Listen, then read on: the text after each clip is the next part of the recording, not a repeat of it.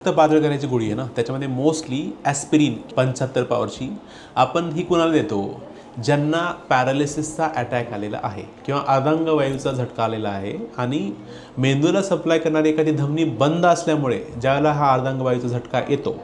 किंवा मग एखाद्याला हार्ट अटॅक आला, हृदयविकाराचा झटका आला, त्यावेळेस अशा रुग्णांना आपण इकोस्प्रिन किंवा ॲस्पिरिन जन्मभरासाठी देतो. मग ही अँजिओग्राफी अँजिओप्लास्टी ज्यावेळेस आपण करतो हार्ट अटॅक आल्याच्या नंतर,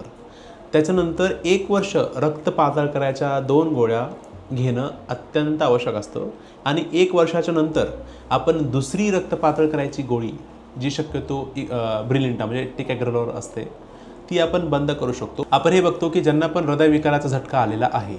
किंवा ज्यांची पण हृदयाची पंपिंग कमी झालेली आहे किंवा ज्यांना इश्यमिक स्ट्रोक आहे म्हणजे मेंदूला सप्लाय करणारी धमनी एखादी ब्लॉक झाली आहे, बंद झाली आहे किंवा त्याच्यामध्ये रक्ताची गाठ झाल्यामुळे जो स्ट्रोक होतो, जो पॅरालिसिस होतं, त्यांच्यामध्ये जन्मभर असा पॅरालिसिसचा अटॅक होण्याची रिस्क असते किंवा हार्ट अटॅक होण्याची रिस्क जन्मभर असते. त्याच्यामुळे अशा रुग्णांचं रक्त नॉर्मल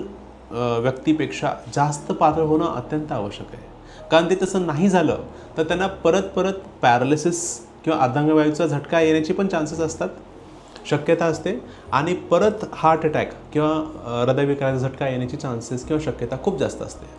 सो शक्यतो जर आपल्याला कुठून रक्तस्राव होत नसेल म्हणजे मूळव्याध आहे किंवा रक्ताची उलटी आहे किंवा संडासमधून रक्त जाणं आहे, अशा प्रकारचा काही त्रास नसेल तर शक्यतो ही रक्त पातळ करायची गोळी आपण जन्मभर देतो, जी की बऱ्यापैकी सेफ असते. कित्येक सारे रुग्ण ते 10 वर्ष 20 वर्ष 30 वर्ष काहीही अडचण न होता घेतात.